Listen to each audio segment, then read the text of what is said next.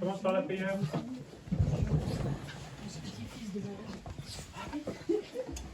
Au nom du Père et du Fils et du Saint-Esprit, ainsi soit-il. Venez, Esprit Saint, remplissez le cœur de vos fidèles et allumez en eux le feu de votre amour. Envoyez votre Esprit, Seigneur, et se fera une création nouvelle. Prions Dieu qui avait instruit les cœurs des fidèles par la lumière du Saint-Esprit. Donnez-nous par ce même Esprit de comprendre et d'aimer ce qui est bien et de jouir sans cesse de ces divines consolations par Jésus-Christ notre Seigneur. Notre-Dame, siège de la sagesse. Saint Thomas d'Aquin. Saint Pidis. Au nom du Père et du Fils et du Saint-Esprit, ainsi soit-il.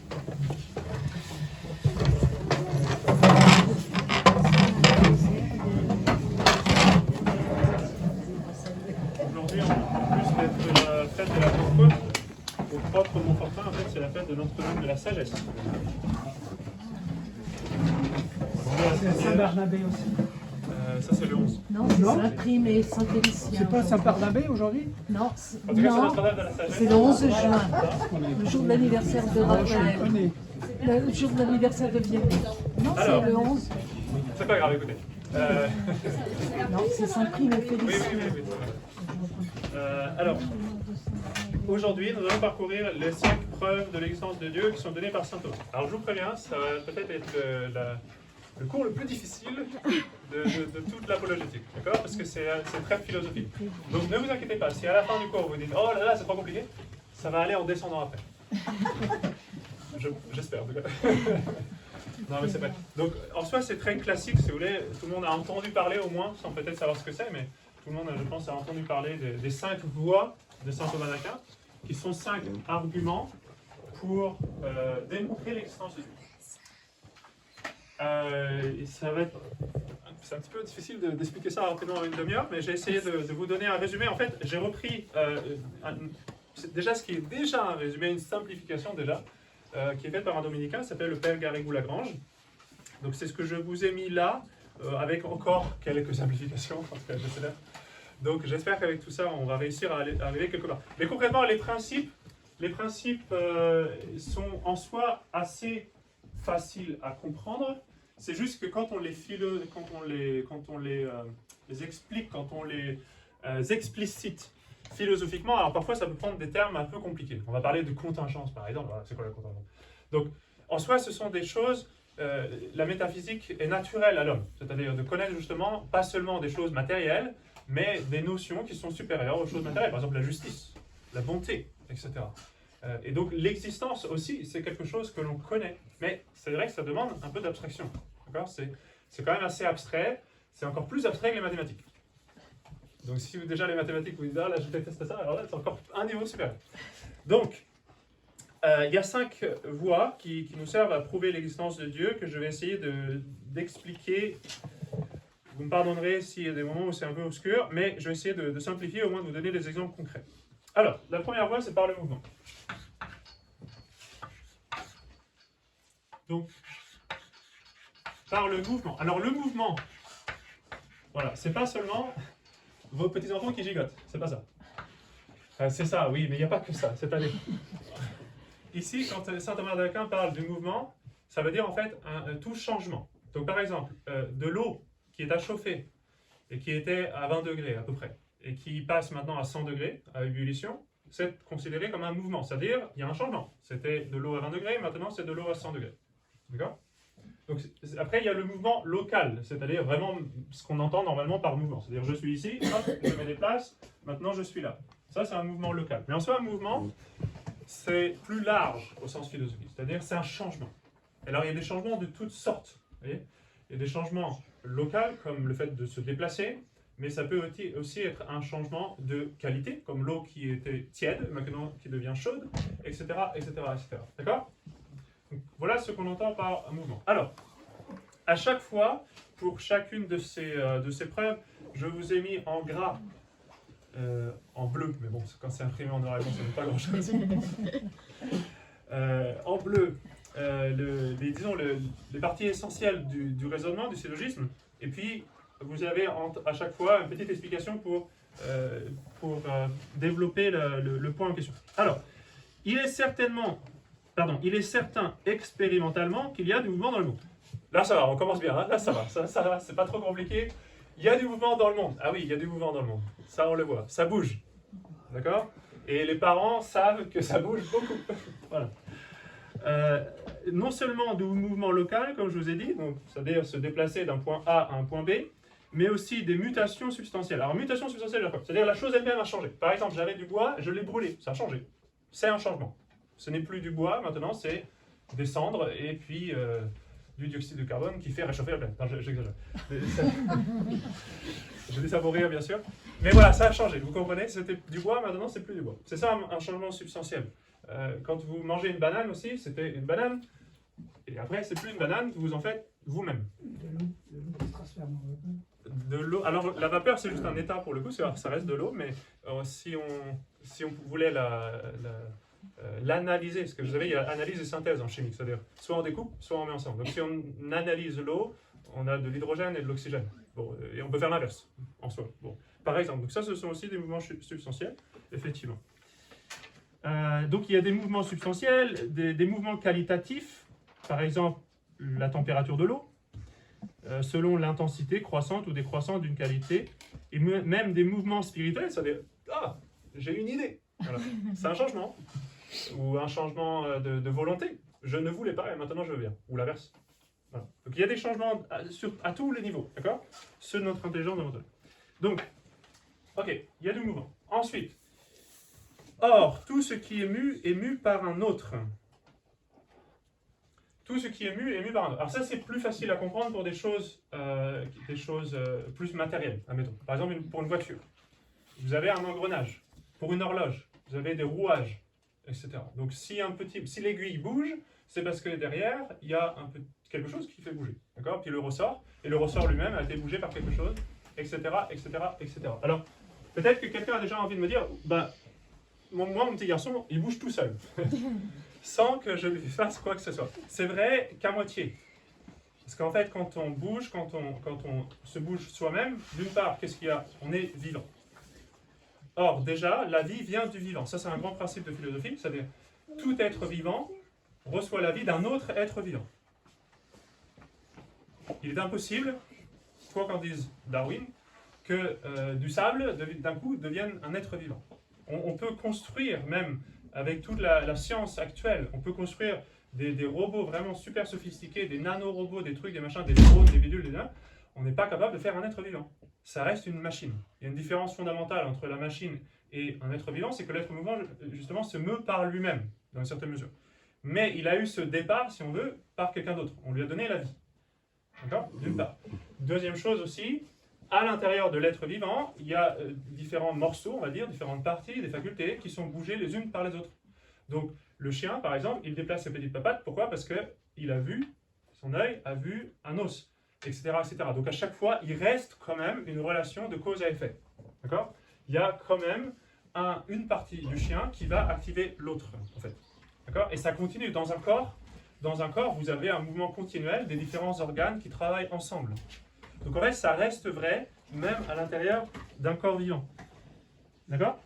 Alors, là, dans le papier, vous avez des termes un peu plus philosophiques, je vais essayer de les expliquer simplement. Ce principe est nécessaire et absolument universel, c'est-à-dire que ça s'applique à tout. Il est nécessaire, c'est-à-dire qu'on ne peut pas s'en passer, c'est pas juste une fois sur deux, si vous voulez, c'est vraiment à chaque fois. Le mouvement, en effet, est le passage de la puissance à l'acte. Donc c'est quelque chose qui pouvait devenir quelque chose et qui maintenant l'est. Par exemple, l'eau froide, elle est froide, elle peut devenir chaude. Ensuite, on la réchauffe, donc elle devient de l'eau chaude. Il y a eu un mouvement. On est passé d'un état froid ou tiède à un état chaud. Voilà.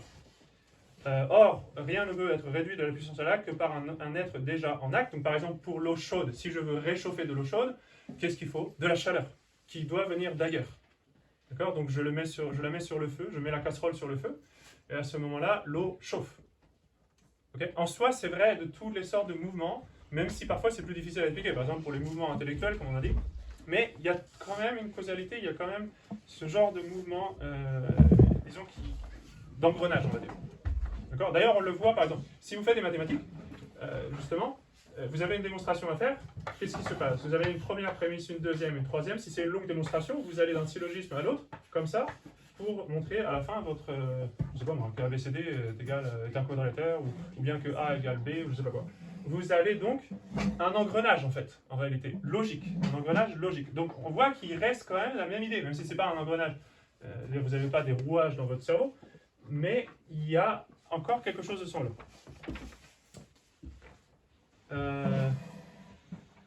Et au-delà de ça, comme je vous ai dit, tout être vivant vient du vivant. Donc, le principe va quand même s'appliquer aux êtres vivants, même s'ils ont une certaine, ce qu'on appelle, immanence, c'est-à-dire ils se déplacent par eux-mêmes. C'est ça qui différencie le robot, la voiture, d'un chat ou d'un chien ou même d'un moustique. C'est que la voiture, elle est activée de l'extérieur. Elle n'a pas de mouvement à elle-même. Il faut la bouger, vraiment, complètement. Le chien, il a un certain mouvement à l'intérieur du chien. Les différentes parties interagissent entre elles, mais le chien tout ensemble, si on veut, a un certain mouvement intérieur de lui-même, on va dire, il se déplace, il va à droite, à gauche, etc. Donc, il y a une certaine immanence. Alors, ensuite, de plus, la série des moteurs essentiellement et actuellement subordonnés ne peut être infinie. Ne peut être, excusez-moi, il y a une faute d'orthographe là, ne peut être infinie. Donc, imaginez par exemple l'horloge, l'aiguille bouge parce que derrière il y a un petit engrenage avec une petite, je sais plus, il y a des mécaniciens là, vous allez me dire là.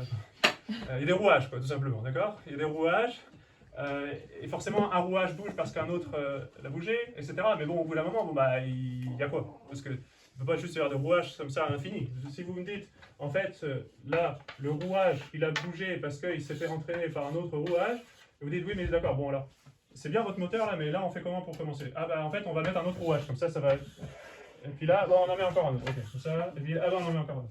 C'est un petit peu comme, je ne sais pas si vous connaissez la blague là, qui est faite très souvent, de quelqu'un qui veut avoir de l'électricité en branchant la multiprise sur elle-même. Ça ne fonctionne pas, évidemment. Il faut... Comme on se dit, bah, comme ça fait une boucle. Bon, alors là, c'est pareil. Si l'aiguille se déplace, c'est parce que ce petit rouage est bougé par un autre, qui est bougé par un autre, qui est bougé par un autre, etc.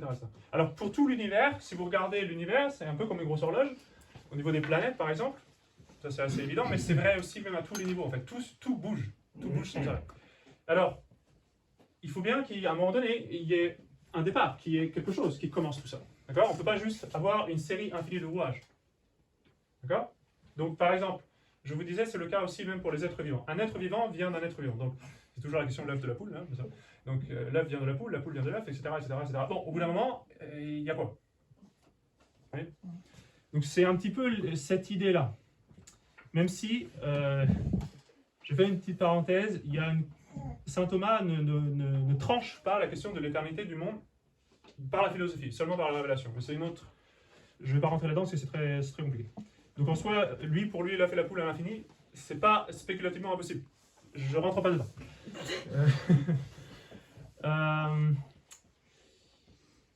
Il faut donc conclure, je vais tout de suite à la conclusion, il faut donc conclure à l'existence d'un premier moteur qui lui-même n'est pas mu par un moteur supérieur qu'on appelle Dieu. D'accord? Donc ce qui a lancé, qui a mis en branle tout l'univers, tout simplement. Qui a donné la vie aux premiers êtres vivants. Voilà.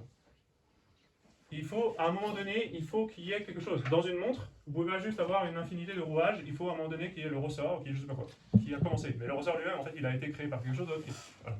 C'est l'horloger qui a fait le ressort, ou je sais pas qui, et lui, l'horloger, il a été fait par qui. Bon, ben, voilà. Donc, en fait, ça s'arrête jamais, si vous voulez. Il y a un mouvement comme ça, qui remonte à un moteur qui n'est pas mu par un autre, et qui a mis en branle tout l'univers. Ce moteur, nous l'appelons Dieu.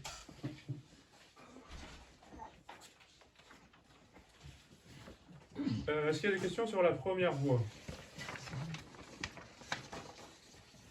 Je ne sais pas ce que ça veut dire s'il n'y a pas de questions. La première fois, oui. La première fois, la mutation substantielle, là. Oui. Bah, c'est tout simplement. Une mutation. On avance un petit peu, mais moi j'avais un peu lu Saint Thomas. Substantielle, ça vient de substance. Il y a une distinction entre substance et matière. Substance et accident. La substance, c'est un ordre d'état, ce qu'il dit. Hein. Non, substance et accident. Substance et accident. D'accord. Parce que substance peut être composée de matière. D'accord. Donc mutation substantielle, ça veut dire changement de substance. Oui. Par exemple, c'était du bois, je le brûle, c'est plus du bois. Maintenant, c'est du dioxyde de carbone et des cendres. Et je sais pas quoi. Voilà. Ok, deuxième preuve par les causes efficientes. Alors en fait, la deuxième preuve est une généralisation de la première. Elle est un peu plus compliquée, un peu plus abstraite, mais c'est la même chose que la première en fait. C'est-à-dire cette série, si vous voulez, ne peut pas être infinie de causes. C'est-à-dire par exemple, le chien, il a aboyé parce qu'il a vu quelqu'un, le quelqu'un, il est là parce qu'il a marché, lui, il est là, etc. Donc les causes, si vous voulez, vous remontez d'une cause à l'autre comme ça, en disant c'est à cause de, c'est à cause de, c'est à cause de, c'est à cause de, c'est à cause de, c'est à cause de. Il faut qu'il y ait une première cause qui lance tout, on va dire. D'accord? Et on appelle ça du... Oui? Ça veut dire que le mouvement perpétuel n'existe pas. Ça dépend de ce que vous appelez le mouvement perpétuel. En soi, non, le mouvement... c'est là où je vous dis, en soi, philosophiquement, je rouvre cette parenthèse pour la fermer très vite après. Philosophiquement, saint Thomas dit, et beaucoup de philosophes, qu'il n'est pas impossible en soi que le bon Dieu aurait pu créer le monde ab aeternum, c'est-à-dire de toute éternité. Il ne l'a pas fait, parce que c'est dans la révélation qu'il y a eu un commencement. Mais saint Thomas ne voit pas d'impossibilité métaphysique à ce qu'il y ait eu une succession éternelle. D'accord? Même si ça semble très très compliqué à comprendre, et je ne vais pas rentrer dedans parce que c'est compliqué déjà pour des séminaristes, alors même après 2 ans de philosophie, donc c'est compliqué. Mais donc, je ferme cette petite parenthèse là. Par contre, ce qu'il ne peut pas y avoir, c'est une série infinie de causes qui dépendent les unes des autres. D'accord? Ça, il ne peut pas y avoir. Ou un rouage qui dépend de l'autre, etc. Donc, le mouvement qu'on a vu là-dedans, que ça bouge, si vous voulez, on peut l'élargir encore en parlant de causes. Le démultiplier, mais pas à l'infini. C'est ça, il peut y avoir une très très très très longue série. De fait, sur la Terre, c'est comme ça. Par exemple, pour que la plante pousse, il faut qu'il y ait plein de causes. Il faut qu'elle ait du soleil, il faut qu'elle ait ceci, il faut qu'elle ait cela, il faut qu'elle ait plein de conditions duquel elle dépend. Ces conditions-là dépendent encore d'autres choses, etc. C'est ce qu'on appelle comment ça s'appelle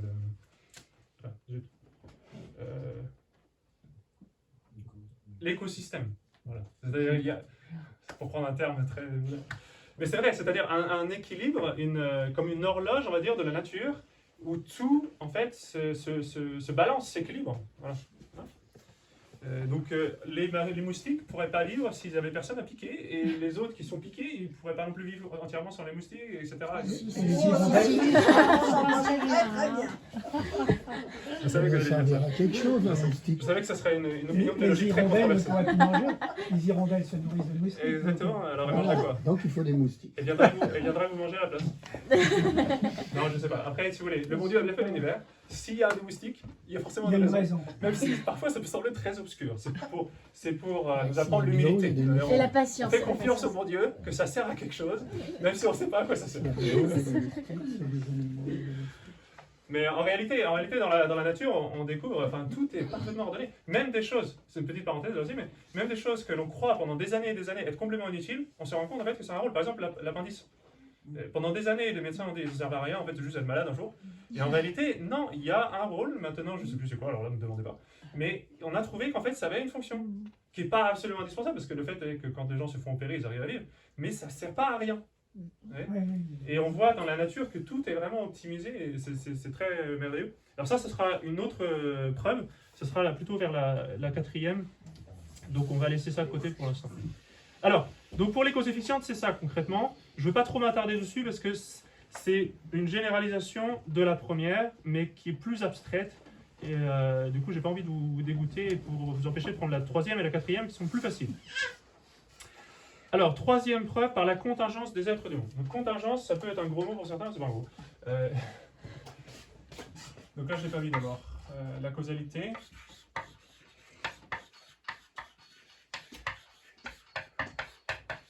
Voilà. Désolé. Merci Saint-Joseph.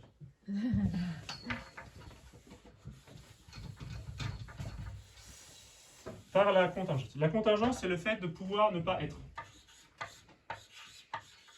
C'est l'inverse de nécessaire. Nécessaire, c'est absolument comme ça, c'est tout, il n'y a pas le choix. Contingence, c'est au contraire, non, ça pourrait ne pas être. C'est vrai de toutes les créatures. Les créatures sont contingentes, c'est-à-dire elles peuvent ne pas être. De fait, à un moment donné, elles n'étaient pas. Donc le bois dont est constituée cette chaise, par exemple, a un début. Ça veut bien dire qu'il n'est pas nécessaire. C'est pas absolument nécessaire que ce bois existe pour que l'univers se tienne, entre guillemets. Et c'est pareil de vous-même. vous n'êtes pas nécessaire à l'univers.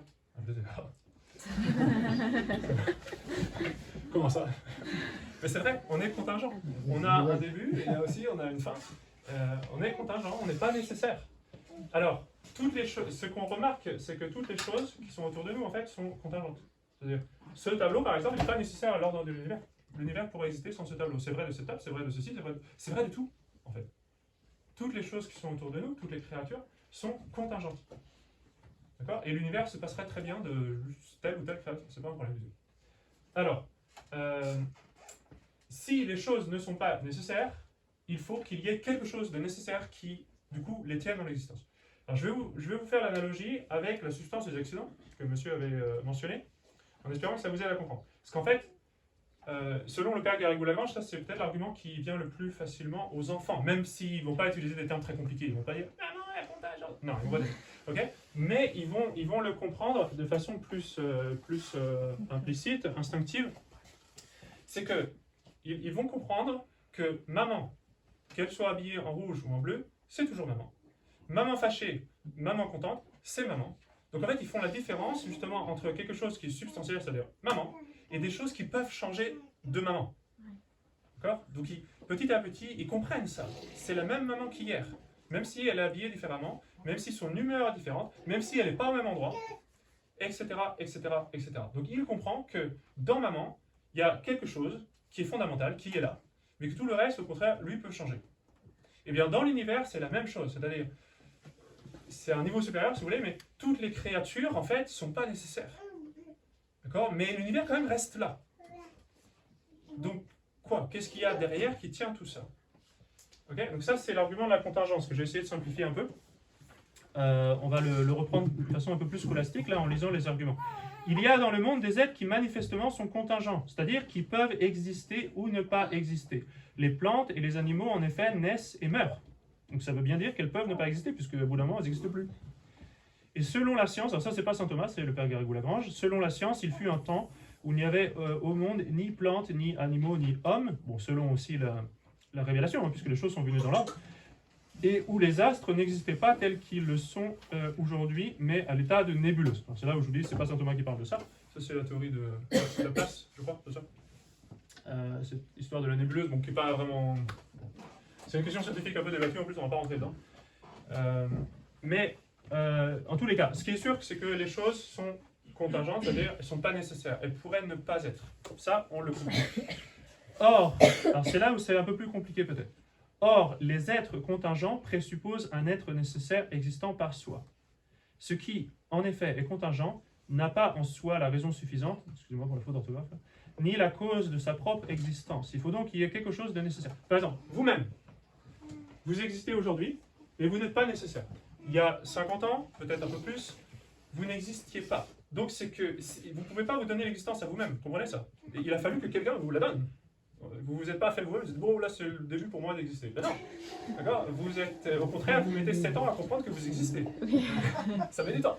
Alors, donc, vous voyez, vous n'êtes pas vous-même donné l'existence. Et c'est vrai de toutes les choses autour. Et c'est pas elles qui se sont dit tiens je vais commencer à exister. Non. Alors, qu'est-ce qui les a mises dans l'existence? Voilà, c'est ça le truc. Okay? Il faut forcément qu'il y ait quelque chose. Alors, ça c'est très important parce que bon, même si, en fait, je voulais vous mentionner une parole de la Sainte Écriture, mais en fait, on peut la rapporter un peu à n'importe laquelle de ces causes, peut-être même à celle-là en particulier. Dans la Sainte Écriture, il est dit « L'insensé a dit dans son cœur, il n'y a pas de Dieu ». C'est un terme assez important, l'insensé, c'est-à-dire « incipient ». Il n'y a pas de Dieu. Donc celui qui dit qu'il n'a pas de Dieu, il est insensé selon la Sainte Écriture, et même en fait, ça c'est la racine justement de un manque, c'est-à-dire celui qui n'a pas sapiens, celui qui n'est pas sapiens. Rappelez-vous qu'on est l'homo sapiens sapiens. Alors, l'homme sage, soi-disant. Alors, en réalité, c'est celui qui n'est pas sage, qui manque de sagesse. Qu'est-ce que c'est la sagesse? C'est de regarder les choses par les causes les plus hautes. C'est-à-dire de dire pourquoi, comme un petit enfant qui demande pourquoi. Mais vraiment, au-delà de juste, ah bah, on a fermé la porte parce qu'il fait froid. Le petit enfant, il va continuer, oui, pourquoi il fait froid? Ah bah, oulala. Alors là, on monte d'un cran déjà. On s'est dit, oh là là, qui s'y pose des questions, évidemment. Bah, c'est les saisons, et puis, pourquoi il y a des saisons? Ah, bah, c'est parce que c'est l'univers, puis les planètes et tout. Pourquoi les planètes tournent? Vous voyez, à chaque fois, il demande pourquoi. Alors, pourquoi vous êtes là? Pourquoi vous êtes là? vous n'avez pas vous-même la raison. C'est pas vous-même qui vous êtes mis en existence. D'accord? Donc, quelqu'un vous a forcément produit, vous a donné l'existence. Et c'est vrai de toutes les choses qui sont autour. Et ça, l'insensé ne le voit pas. Pourtant, il devrait le voir. Quand on ne voit pas, parce que parfois l'insensé, justement, il dit « Ah, moi, je ne vois pas Dieu ». Il ne voit pas Dieu alors que tout ce qui existe est tenu dans l'existence par Dieu et ne peut pas être expliqué sans Dieu. C'est un petit peu, si vous voulez, comme si... J'aurais dû prévoir un beau dessin ou quelque chose. Ah bah voilà, là il y a une belle carte. Alors si je vous disais... Pourquoi je l'abîme, si je vous disais, regardez bien à la carte, c'est un peu comme chercher... C'est quoi, chercher Charlie, c'est ça là, Waldy? Non, c'est Charlie. Charlie, ouais, voilà. Et là, je vous disais, si je vous disais, regardez bien la carte et cherchez la carte. Alors là, vous êtes là. Vous regardez partout, vous dites, il n'y a pas de carte. Alors que la carte, elle est là. C'est elle qui tient tout. Vous comprenez? C'est la même chose, c'est de dire, je ne vois pas Dieu. C'est Dieu qui tient tout. Et c'est aussi absurde que de dire, non, non, non, il n'y a pas de carte, c'est pas vrai, arrête de raconter n'importe quoi. Non, non, non, je suis allé dans la classe, il y avait Bethléem, il y avait Cana, il y avait le lac Duel, j'ai pas vu de carte. C'est la même absurdité. C'est la même absurdité. Parce que c'est Dieu qui tient tout dans l'existence. C'est pas qu'il est tout le monde créé. C'est-à-dire, je suis pas un panthéiste en disant que tout est Dieu. Non. Mais c'est lui qui tient les choses dans l'existence. Un petit peu comme sur votre téléphone, par exemple. Si vous avez une belle photo, la photo, elle tient grâce à votre téléphone. Et le jour où le téléphone s'éteint, il n'y a plus de photo. Si le bon Dieu vous oubliait, s'il se mettait en veille, entre guillemets, c'est fini, il n'y a plus rien. D'accord? Il tient tout dans l'existence. Tout est tenu dans l'existence par le bon Dieu. Donc c'est ça la contingence. Ok? Alors, quatrième preuve, un peu plus abstraite. La cinquième sera plus facile, je vous préviens. Alors, quatrième... Bon, pour ne pas vous dégoûter, j'ai peur de vous... j'ai peur d'en dégoûter certains. Parce que c'est vrai que c'est assez philosophique. On passera à des choses après beaucoup moins philosophiques. Enfin, en tout cas, un peu plus tard, en apologétique. Alors, par les degrés de perfection des œuvres.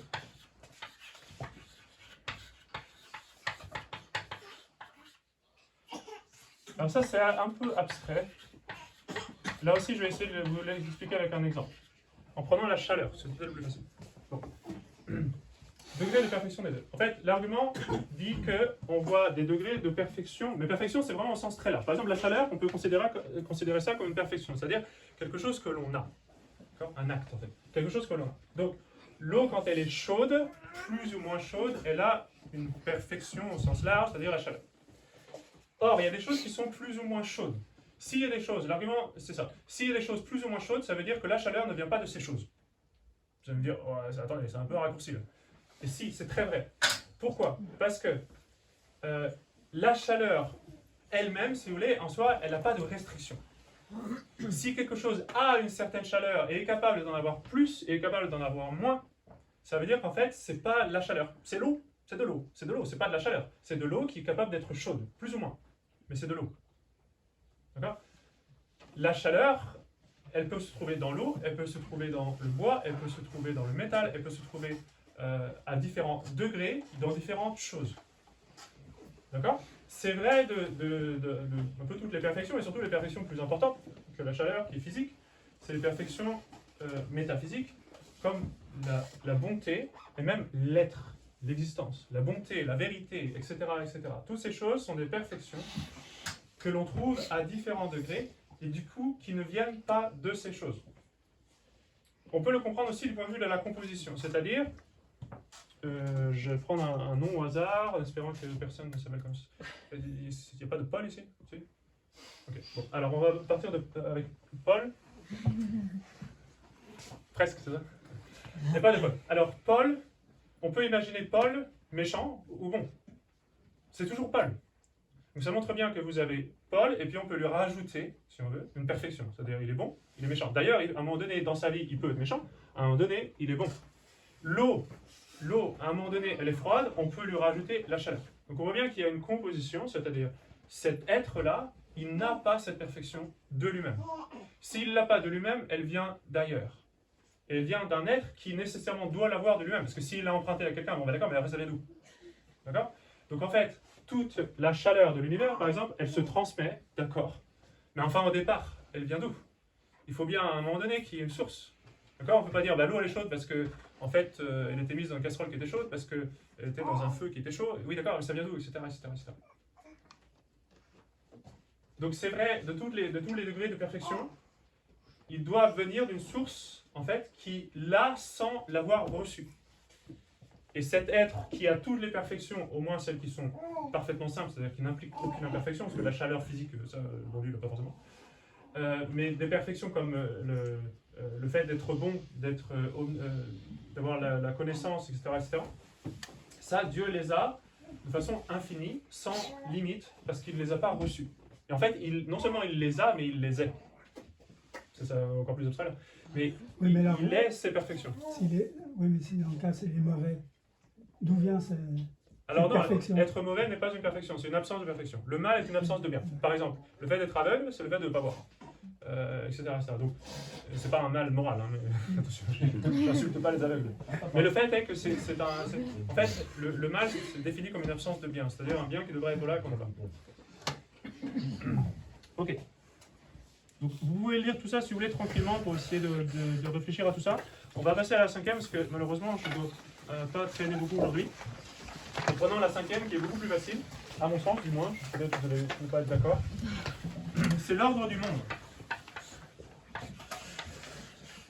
Ça, c'est assez évident qu'il y a de l'ordre dans le monde. C'est-à-dire ce qu'on appelle des lois. Hein.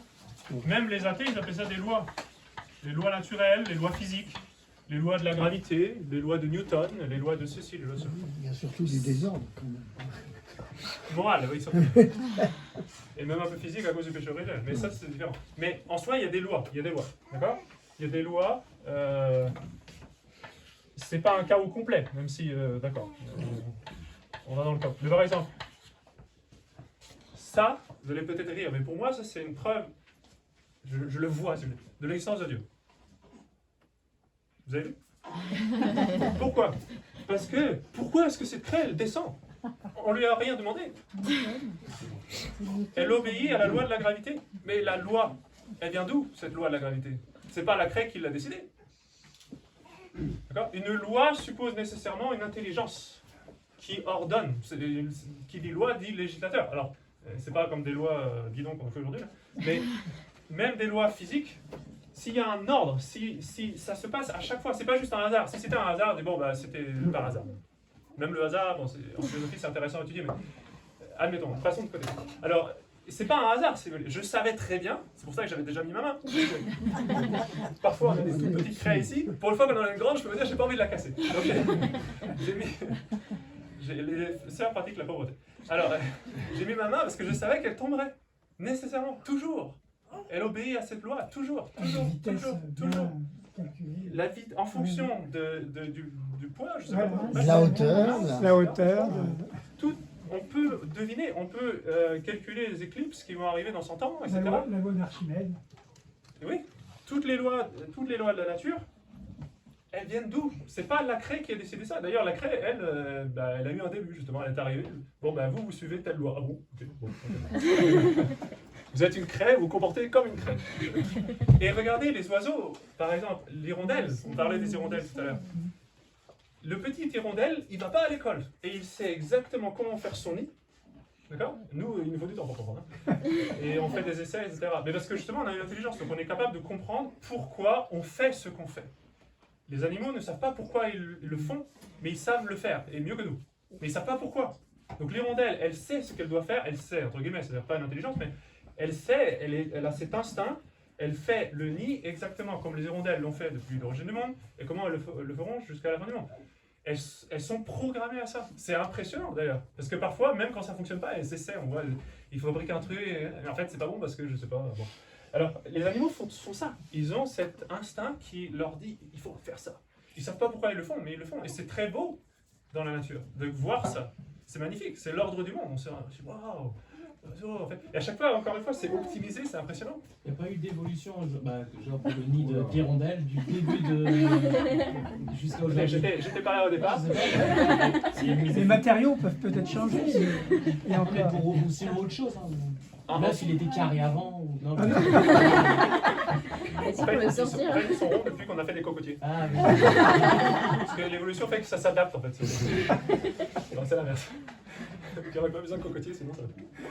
Quand c'est une boîte à chaussures, ça va être bien rose. Bon, écoutez, je ne fais pas un argument pour dire exactement l'hirondelle. Bon, je disais ça de façon assez rapide. Mais le fait est que une espèce animale va toujours avoir les mêmes comportements, qui sont, c'est-à-dire sans réfléchir. Le petit veau qui naît, c'est impressionnant, il sait marcher comme ça. Dès qu'il le peut, il se met sur ses pattes, etc. Vos petits-enfants, combien de temps ils mettent pour apprendre à marcher? C'est pas plus mal. Hein. Et faire la vaisselle. C'est ça. Mais parce que nous ne sommes pas purement des animaux. Nous avons une intelligence. Les animaux n'ont pas ça. Alors les animaux ont l'instinct. C'est impressionnant de voir ça et c'est très beau, c'est magnifique. Il y a des documentaires qui sont faits qui montrent la vie des animaux. C'est impressionnant. C'est absolument magnifique. C'est absolument magnifique. Et les animaux ne vont pas à l'école, ils n'apprennent pas tout ça et ils ne font pas des études en se disant quand même, de faire des nids de crottes là, ça commence à faire. Il faut qu'on trouve autre chose. Non, il n'y a pas d'études, il n'y a pas d'académie des hirondelles où ils décident. Ça n'existe pas. D'accord? Ils font ce qu'ils font, ils ne savent pas pourquoi ils le font, mais ils le font et ils le font bien. Et c'est vraiment très beau. Les essences, Voilà, donc s'il y a un ordre, il y a une intelligence. La façon assez simple de comprendre ça, c'est que si vous vous promenez, vous allez par là-bas, ou par là-bas, ou par là, peu importe où vous allez, en voiture, si vous voyez une maison, vous savez que quelqu'un a construit la maison. Vous ne vous dites pas, ah, je me demande si quelqu'un l'a construit, ou si c'est par hasard qu'elle s'est mise comme ça. Personne ne dit ça. Vous seriez fou de dire ça. D'accord? Imaginez, ça serait pratique, parce que vous savez qu'il y a plein de règles pour les permis de construire, et patati et patata. Moi, j'aimerais bien pouvoir dire à la mairie de Montauban, non, non, non, non, non, vous inquiétez pas, hein, c'est pas nous. C'est la maison qui s'est faite toute seule, par hasard. Ils vont jamais croire ça, évidemment, parce que c'est tellement absurde. Et pourtant, une maison, par rapport à l'ordre de l'univers, c'est rien du tout. Mais c'est tellement absurde, personne ne va jamais accepter ça. C'est-à-dire, oui, bien sûr, la maison, c'est par hasard, c'est ça. En fait, c'est des morceaux d'un avion qui sont tombés et qui sont mis en forme de maison. Personne ne va croire ça, jamais. Et la maison de la Sainte Vierge qui était atterrie comme ça, c'était un exemple, ça. Ah, ça, ce sont les anges qui ont fait ça. Bien sûr. Ça, ce sont les anges. Oui, mais ils ont Mais, pas- ils oui, ont d'accord, pas- elle est ils ont arrivée. pas- Essayez de voir ça avec la mairie. Hein. Heureusement qu'à l'époque, il n'y avait pas de permis de construire. On peut imaginer un maire communiste qui vous dit hey, la maison là, faut la démonter. Bon. Vous rappelez les anges, s'il vous plaît. Non, ça c'était avant. C'est vrai que ça c'est embêtant quand même.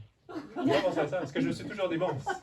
Parce que vous savez que la maison elle s'est déplacée plusieurs fois. Oui. Quand il y avait la menace, 3 fois, je crois. à chaque fois qu'il y avait la menace de l'invasion musulmane, la maison ploup, ploup. Et je me suis dit, hey, peut-être que si jamais l'Italie se fait envahir avant nous, alors peut-être que la Sainte Vierge avait... Mais c'est vrai qu'il y a le problème du permis de construire.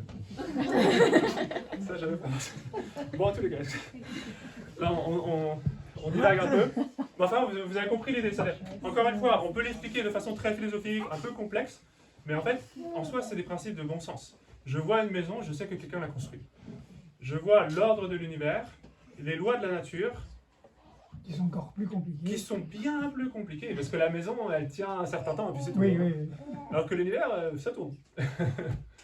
Alors, forcément, c'est qu'il y a une intelligence qui a ordonné tout ça. Oui. C'est aussi simple que ça, en fait. Tout simplement. Oui, les gens vont vous dire ça. L'intelligence, elle est dans la nature. Alors, dans ce cas-là, c'est la nature qui est Dieu, c'est ça?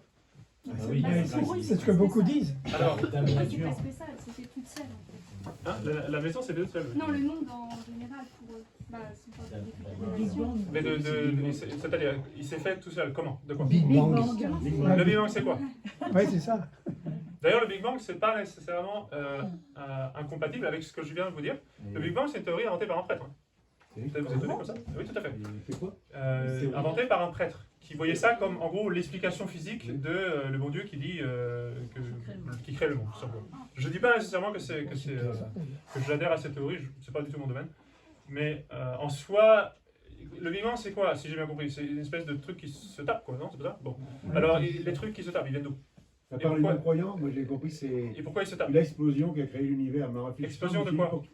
Faut qu'il y ait une explosion, faut de la matière et un détonateur. Exactement. C'est pas l'explosion qui s'est créée. Bah oui, Vous mais avez après, rien. Donc en réalité, les scientifiques vont toujours reculer. Ils vont dire oui, non, non, non, mais Ah en oui, fait, voilà. avant le Big Bang, il y avait ceci. Donc en C'est fait, très impressionnant. parce que- c'est le rouage infini. C'est ça. Vous voyez? C'est le rouage infini, ce qui est impossible. C'est pour ça qu'à chaque fois qu'ils ont un problème, ils disent non, non, mais rajoutez 3 milliards d'années, puis c'est bon. Ah bon, ça change rien. Non, mais la réalité, c'est de nier Dieu, c'est tout. en Voilà. fait. Exactement, c'est parce que On c'est invente bien des tas de pratique. trucs, mais- Et voilà. Parce que justement, on nie l'ordre du monde. Parce que si tout est ordonné, moi aussi je suis ordonné. Ma volonté est ordonnée au bien, mon intelligence est ordonnée au vrai, etc., etc. Il y a des lois naturelles, non seulement physiques, mais aussi morales, du coup, etc., etc. Donc, évidemment, c'est très gênant. Parce qu'à partir du moment où on commence à dire qu'il y a un Dieu, nécessairement, on dit qu'il y a une morale, qu'il y a des comptes à rendre, etc., etc., etc. Donc tout ça découle très facilement. C'est les raisons pour lesquelles on ne croit pas en Dieu, en fait, c'est Ça parce vient de que... ça. C'est trop gênant. On peut plus C'est rien trop dire. gênant. parce qu'il va falloir changer son mode de vie. Exactement. Alors, on finit par une prière, si vous voulez bien.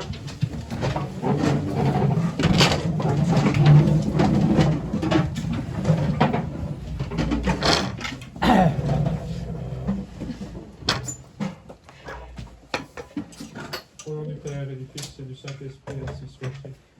Gloire soit au Père, au Fils et au Saint-Esprit.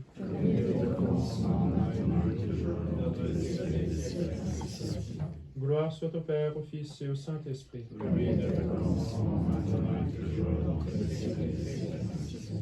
Gloire soit au Père, au Fils et au Saint-Esprit.